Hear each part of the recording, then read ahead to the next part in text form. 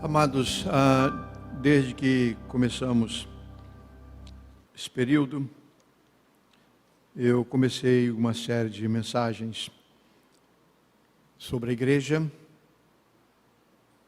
na parte da manhã e à noite, o tema Jesus Cristo. Então, comecei em abril, então há 6 meses, nós estamos focando na parte da manhã, mensagens falando sobre uma igreja saudável em tempo de pandemia.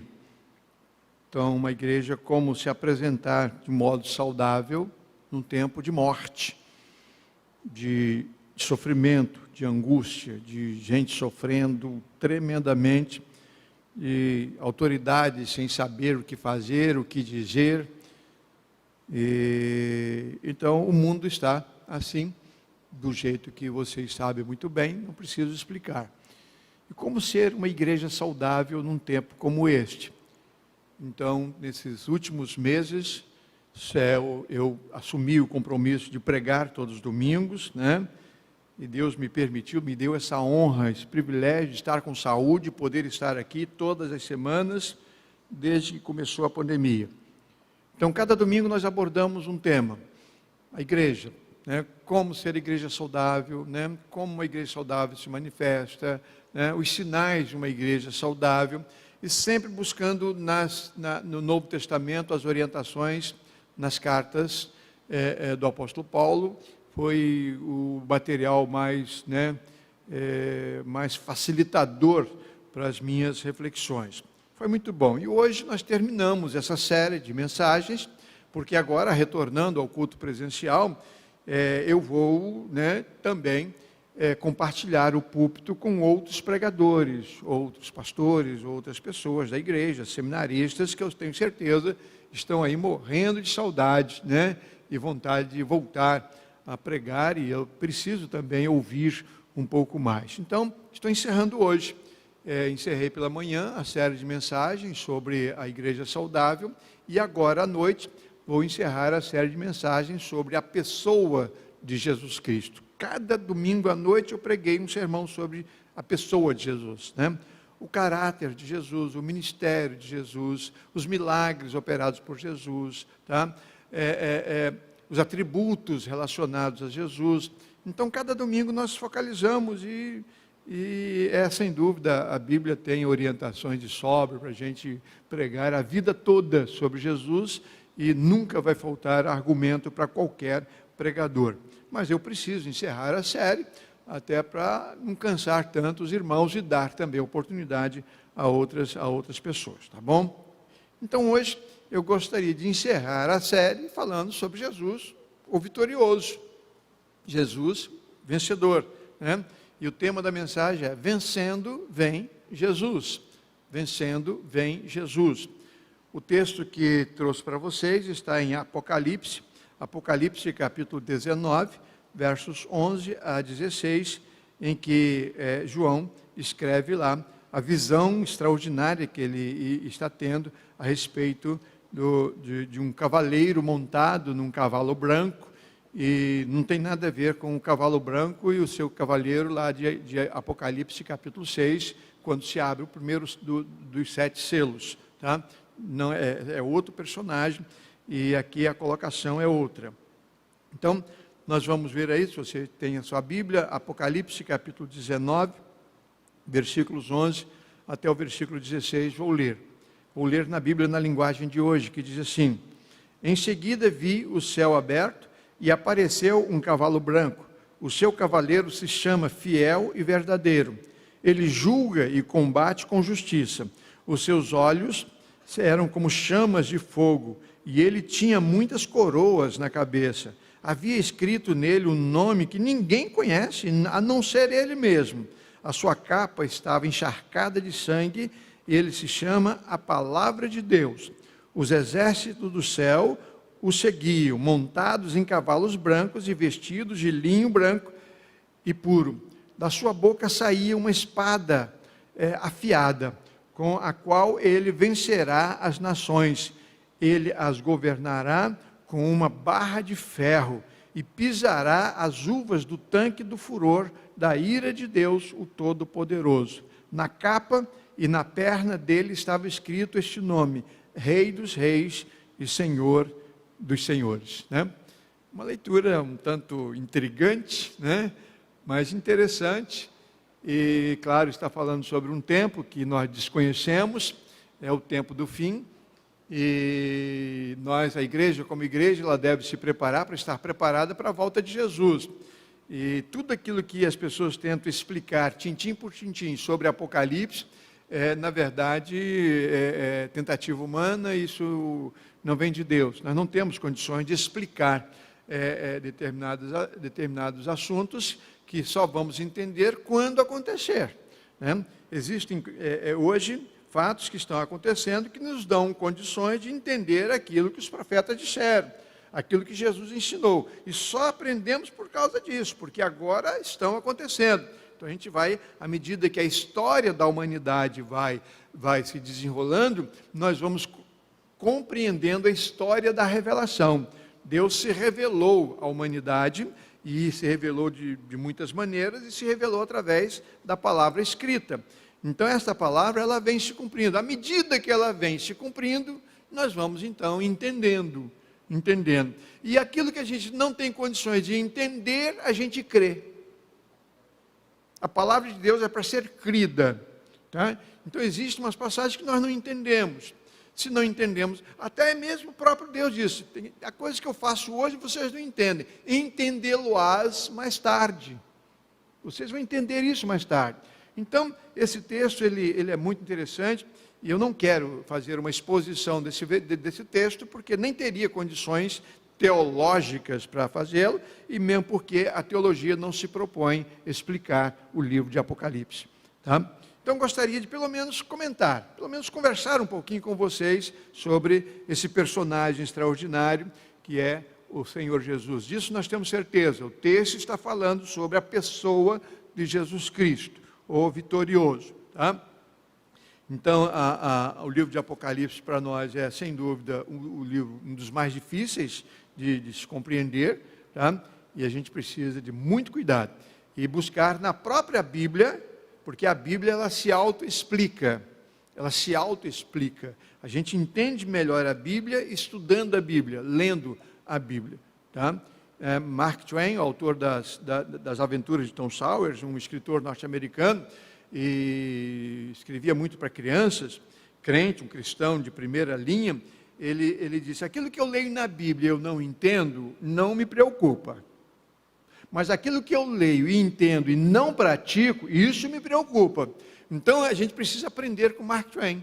É isso, a gente precisa aprender com ele. Existem pessoas especulando, e tentando explicar, e tentando procurar, e procurando, e compra livros, empilha livros em casa. Isso é lindo, isso é maravilhoso. Mas aquilo que eu leio e não entendo, eu peço a Deus para me ensinar e mostrar no tempo certo, Ele vai mostrar. O perigoso é você ler, entender e não colocar em prática. Isso sim é perigoso. Então preste atenção. Tá? Então vamos ver aquilo que a gente puder entender nesse texto. Né? Em seguida, João está escrevendo uma revelação, ele está tendo visões. Deus está se revelando a João. Algumas coisas Deus ditou, o próprio Jesus ditou. Né? Escreva isso, e ele escreveu. Depois ele disse: aquilo que você está vendo, você escreva. Então, ele teve visões. À medida que ele foi tendo aquelas visões extraordinárias, ele foi escrevendo. E aqui é um desses casos, né? Um desses recursos, escrever uma visão. Tá? No versículo 11, e vi o céu aberto. Então, já nesse começo de assunto, ele está dizendo: o que estou vendo não vem da terra, não vem do inferno, não vem da experiência humana, o que eu estou vendo vem do céu. Essa expressão apocalíptica é revelação de Deus. Eu estou vendo o céu aberto. Deus está dizendo coisas para mim, Deus está me mostrando coisas. Então, é isso que significa a expressão: vi o céu aberto.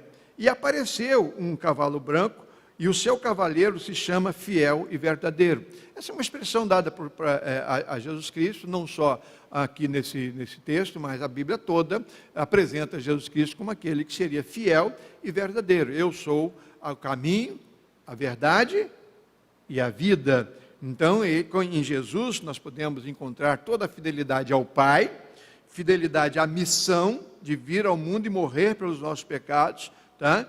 E também o fato de ser Ele a própria verdade. Então, sem dúvida, é a expressão dada e atribuída a Jesus. Ele julga e combate com justiça. Quando Jesus veio ao mundo, Ele disse que não veio julgar, Ele veio salvar.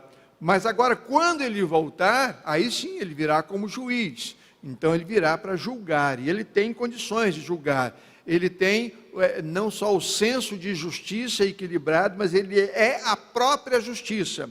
Então, Ele tem condições de julgar. Então, Ele virá em condições de julgar. E diz, vai combater com a justiça. Vai combater com a justiça. Tá? Versículo 12. Os seus olhos eram como chamas de fogo. Né? As crianças que assistem bastante desenhos animados, né? Tem lá, por certo, muitos personagens que se apresentam assim, mas nesse caso aqui, a ideia é de Jesus percrustar todas as coisas.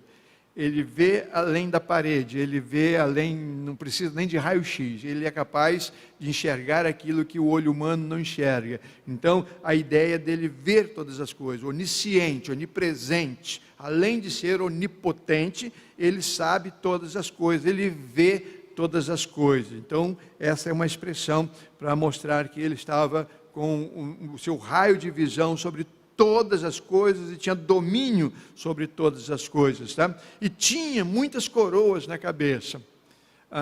Quando um rei conquistava uma nação, então ele ia lá no palácio e pegava a coroa do rei vencido e colocava na cabeça do rei vencedor.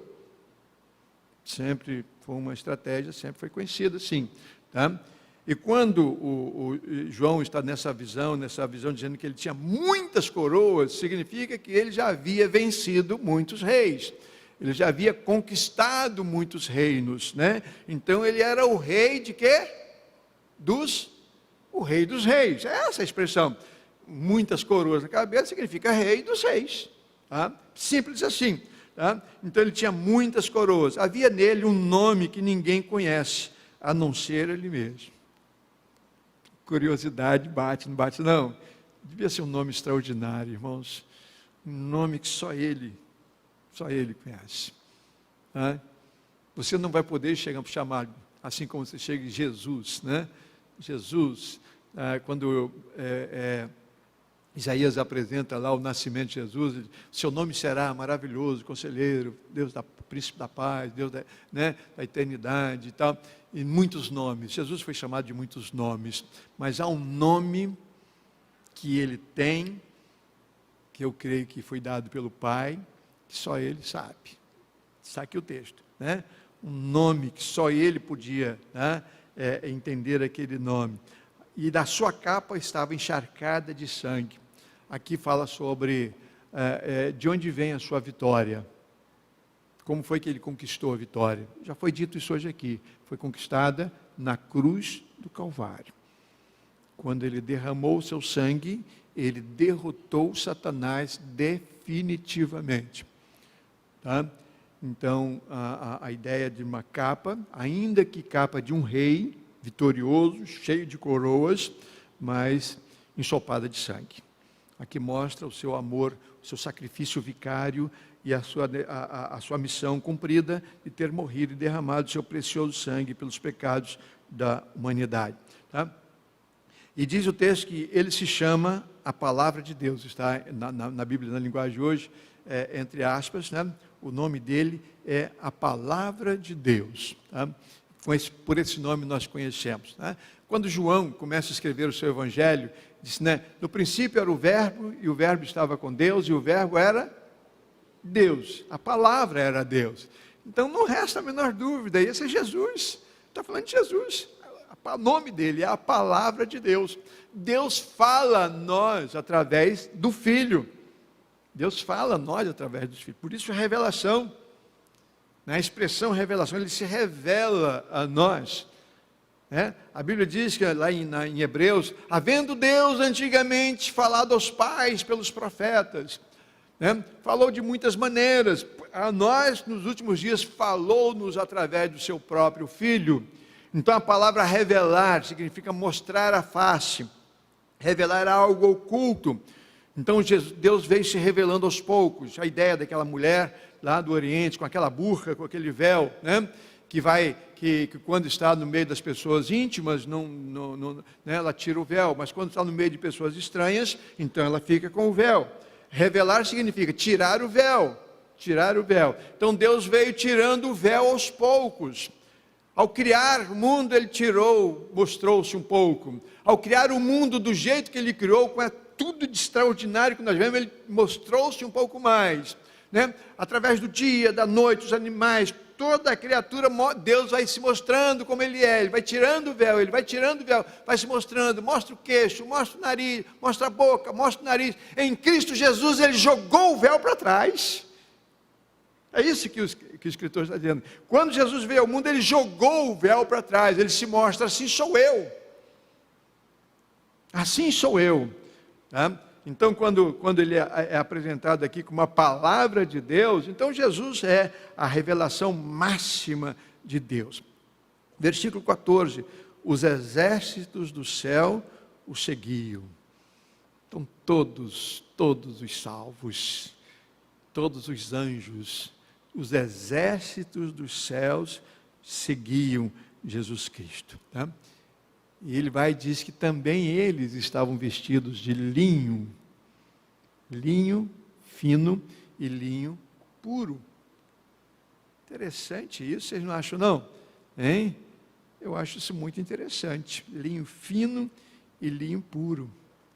Se você voltar um pouco à leitura, você vai se deparar com o versículo 8, que diz assim, a ela foi dado o linho finíssimo, linho brilhante e puro para se vestir. Está falando a igreja. E diz, o linho são as boas ações do povo de Deus. São as boas obras, as boas ações, representam a santidade do povo de Deus. Por isso a figura de estar vestido, uma roupa branca, limpa e de linho, representa a santidade, a pureza. Aí o que está deixando claro? Se o Senhor Jesus também vem vestido assim, e se os súditos também se vestem assim, então ele compartilhou da sua natureza com os seus filhos. É por isso que nós falamos sobre o batismo do Espírito Santo, um mergulho na natureza divina. Quando uma pessoa se converte, nasce de novo em Cristo Jesus, ela mergulha na natureza divina. O Espírito de Cristo passa a habitar nessa pessoa. Então ela passa a representar Cristo. Ela passa, ao andar, Cristo anda com ela. A abrir a boca para falar, Cristo fala através dela. A igreja é o corpo de Cristo no mundo. Então ela precisa, sendo saudável, ela precisa se apresentar assim, como uma igreja santa, pura, e ele chama isso de os exércitos do céu. E da sua boca, versículo 15, da sua boca saía uma espada afiada. Uma espada afiada. A palavra de Deus é essa espada afiada. Em Lucas capítulo 4, versículo 32, Jesus havia, 24, capítulo 24, finalzinho, Jesus havia ressuscitado entre os mortos, e tinha os discípulos que estavam indo para Emaús, e Jesus vai e acompanha aqueles discípulos, e eles vão conversando, e ele vai conversando, e eles falando sobre o que aconteceu, ele pergunta, ele vai dando linha na conversa, por que vocês estão assim desanimados? É porque nós, o nosso mestre, pensávamos que ele seria o nosso Salvador, que ele viria redimir, que viria reinar sobre nós, mas morreu, foi sepultado, e Jesus vai conversando com eles, e quando ele chega em Emaús, uma vilazinha, Jesus fez menção de seguir, aí ele, não, fica aqui, fica com a gente, está tarde, pernoita aqui com a gente. Aí Jesus estava querendo isso, Jesus foi, e quando eles estavam à mesa, aí Jesus se revela a eles, e eles dizem, Jesus, é o nosso Cristo, não está morto não, está vivinho, está mais vivo do que antes. É Jesus. Aí um deles, quando Jesus então desaparece, né? Aí um deles faz o seguinte comentário: mas não é mesmo? Quando a gente estava andando lá, quando ele abria a boca, o nosso coração ardia, queimava. Quando ele falava com a gente, o nosso coração queimava, né? Então Jesus é a palavra de Deus. A palavra de Deus. Isso é maravilhoso, amados. Isso é tremendo, tá? Isso é maravilhoso. Então ele diz também no versículo 16, tá? Que na capa, aquela capa encharcada de sangue, tá? Na capa e na perna dele, os teólogos acham que seja na coxa direita, tá? A capa, o manto sobre, então atrás, como se fosse um pugilista campeão que acaba de receber o cinturão de ouro, né?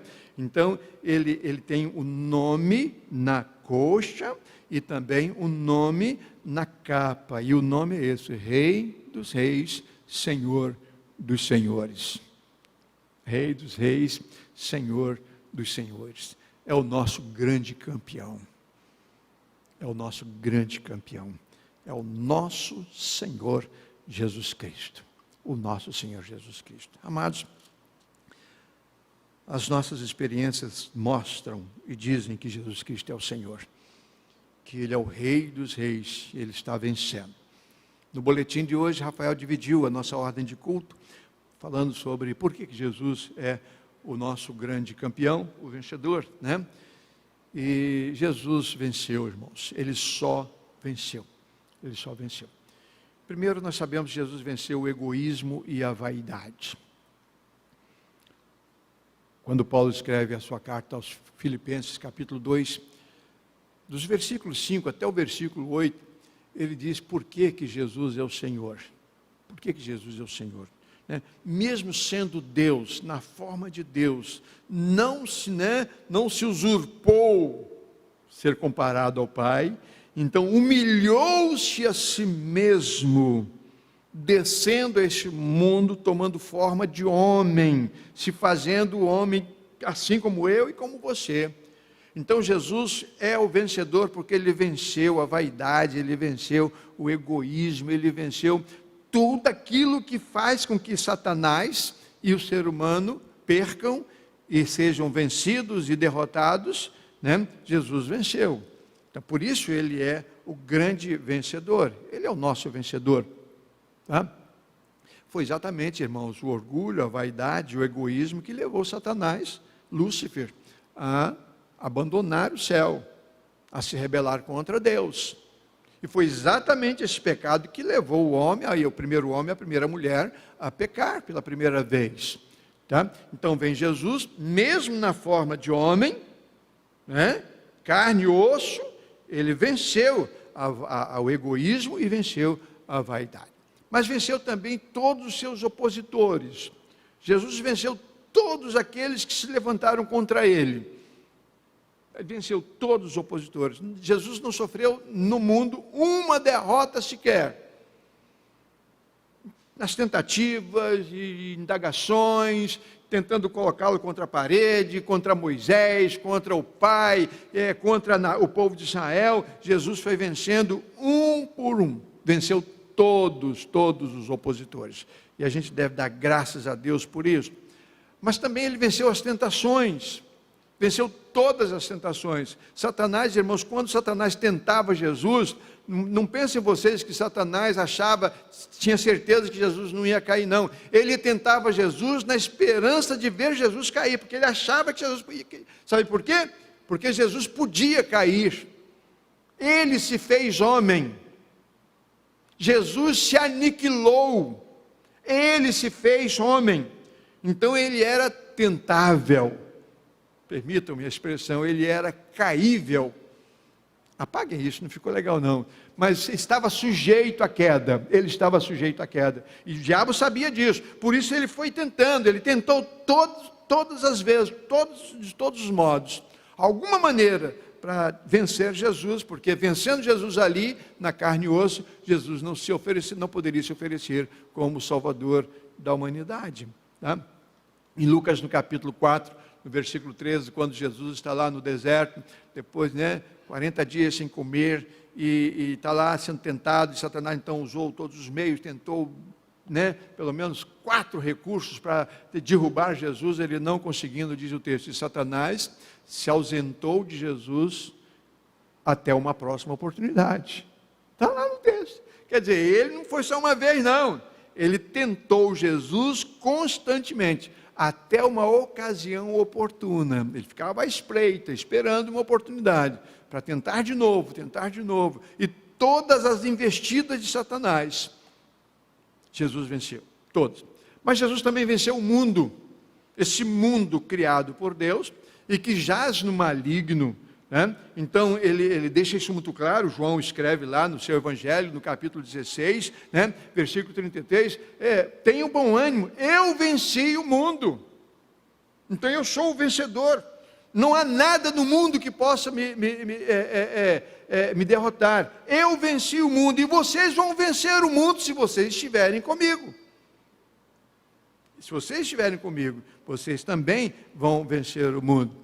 Mas a Bíblia diz que ele venceu a própria morte, venceu a morte dele, texto que está inclusive no boletim, primeira carta de Paulo aos Coríntios, capítulo 15, versículos 55, 56, ele vai lá, onde está, ó morte, a tua vitória? Onde está, ó inferno, o teu aguilhão? Nada pôde deter Jesus, nada pôde reter Jesus, É interessante que quando crucificaram Jesus, quando sepultaram Jesus, diz-nos o texto que eles botaram uma pedra pesada lá na porta, e preocupados, amarraram a pedra, e preocupados ainda mais, colocaram um grupo de soldados para vigiar, e o argumento era esse: vocês vão vigiar a sepultura, porque senão ele andou espalhando aí que ele ia ressuscitar, pode os discípulos dele virem aí à noite aí, roubar o corpo, e depois vão dizer que ele ressuscitou.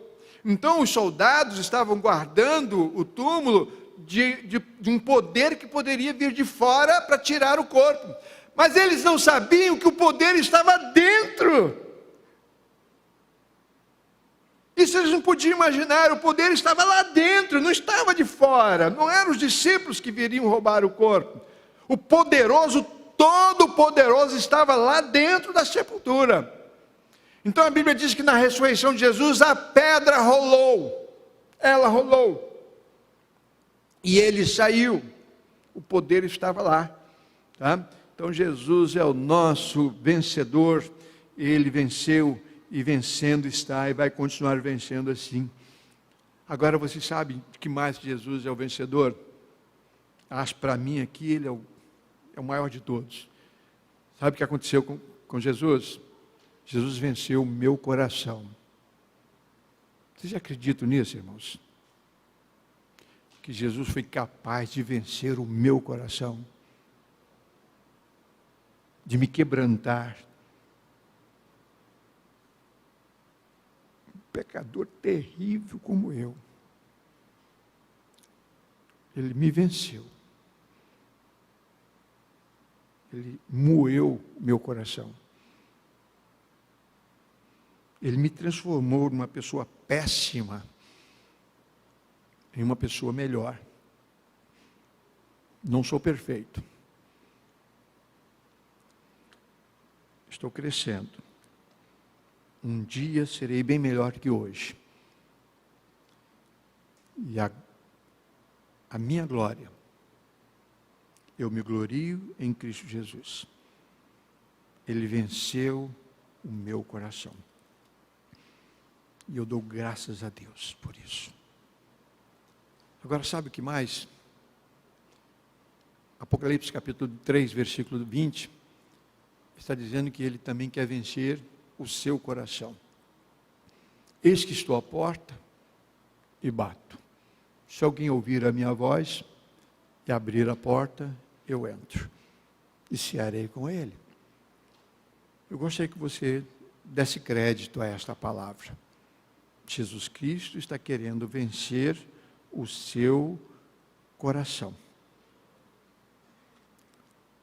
E a leitura seguinte, versículo 21, ele diz assim: ao que vencer, ou seja, aquele que abrir a porta do seu coração, eu lhe concederei que se assente comigo no meu trono. Essas coroas que estão sobre a minha cabeça, eu vou distribuir entre vocês. Vocês vão reinar comigo. Vocês vão reinar comigo. É uma boa promessa, hein, irmãos? É uma excelente promessa. Agora, para terminar, eu gostaria de convidar você a imaginar uma possibilidade. Espero que não seja real, mas você imaginar essa possibilidade do seu coração. Do seu coração. O seu coração. O seu coração. Você que está atrás da câmera, o seu coração. Você que está assistindo esse culto agora, ou quem sabe o mês que vem, ou daqui um ano que vem, através de uma reprise. O seu coração. Você já pensou na possibilidade do seu coração ainda não ter sido vencido por Jesus? O seu coração representar para Jesus que ele é um derrotado, que ele não tem poder coisa nenhuma, que ele não tem nenhum valor para você, o nome dele não significa nada para você. Você já pensou nisso? Pois é exatamente isso que está acontecendo com aquelas pessoas que ainda não se converteram, que ainda não nasceram de novo. Para essas pessoas, Jesus é um derrotado, é um Zé Ninguém. Pense nisso. O seu coração representar para Jesus uma barreira, um muro inexpugnável. Ele não consegue entrar. Totalmente fechado. Ele não consegue penetrar. Ele bate, mas você não permite ele entrar. Significa que Jesus, para você, não significa nada. E eu gostaria que você soubesse, ele representa tudo. Ele é o Senhor. Ele é o Senhor. Se você continuar essa leitura, você vai ver o que vai acontecer com aqueles que permanecerem rebeldes a esse Senhor. Diz no texto que ele vai reinar e vai reger com barra de ferro. O cetro será uma barra. Aliás, o salmista já havia dito isso lá no Salmo 8. Disse isso lá no Salmo 8, 1000 anos antes de Jesus nascer. Eu gostaria que você pensasse nisso. O que o seu coração representa para Jesus? O meu já foi vencido, totalmente vencido. E o seu? E o seu?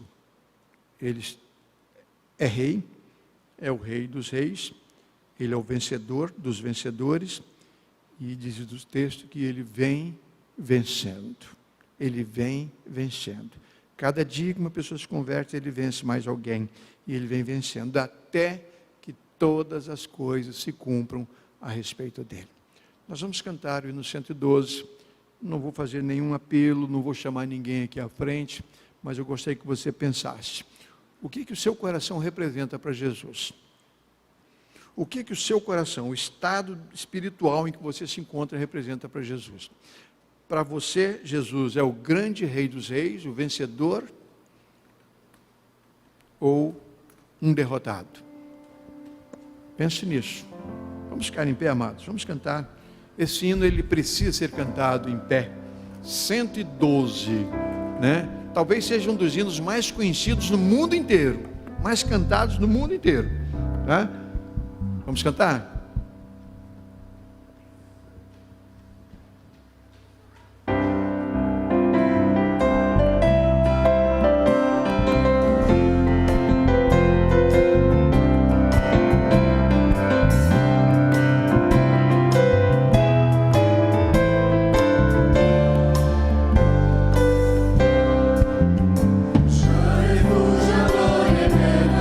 Jesus, o Rei dos Reis,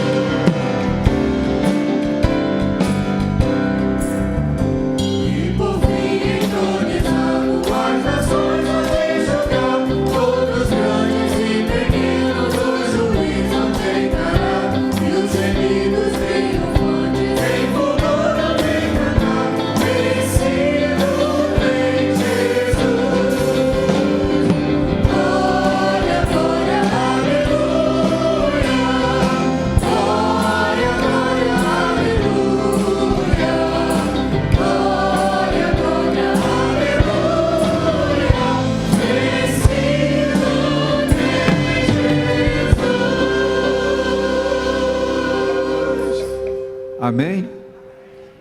Jesus, a palavra de Deus, a palavra que liberta. Paulo, quando escreve na sua primeira na carta aos Romanos, no capítulo 1, no versículo 16, ele diz: não me envergonho do Evangelho, porque é o poder de Deus para a salvação de todo aquele que crê. Jesus, que é a palavra de Deus, é a palavra anunciada pelo Evangelho que acabamos de pregar. E eu não me envergonho desse Evangelho, diz o apóstolo Paulo, porque esse Evangelho é o poder de Deus para a salvação de todo aquele que crê. Deixe que o Evangelho seja o poder de Deus na sua vida. Creia no Evangelho. Se submeta aos ensinamentos do Evangelho e você não apenas se tornará filho de Deus, mas vai reinar com Cristo. Amém? Amém. Nós vamos terminar esse culto cantando o hino 112. Só que nós vamos cantar e sair. É possível isso, Rafael? Nós vamos cantar do jeito que nós cantamos, bonito, do jeito que nós cantamos. Vamos cantando e saindo, cantando e saindo. Só vamos parar de cantar lá fora. Amém? É possível isso? Vamos fazer isso? Nunca fizemos isso, vamos fazer isso hoje, pela primeira vez. Deus nos abençoe, uma boa semana, que Deus nos leve, possamos descansar em paz. Vamos continuar orando, tomando os cuidados devidos, cuidado com as aglomerações, vamos continuar usando máscaras, e Deus está no controle. Amém? Jesus Cristo é o Senhor, Ele é o grande Rei dos Reis, Ele vai reinar sobre nós. Vamos para casa. Uma boa noite.